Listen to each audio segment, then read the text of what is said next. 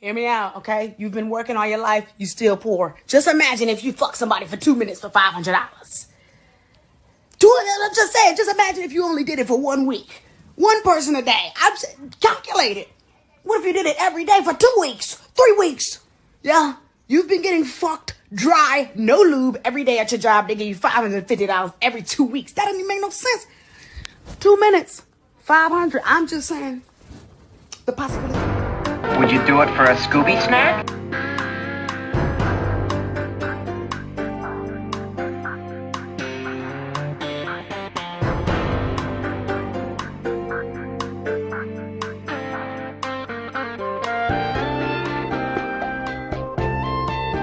Uh-oh, retard alert!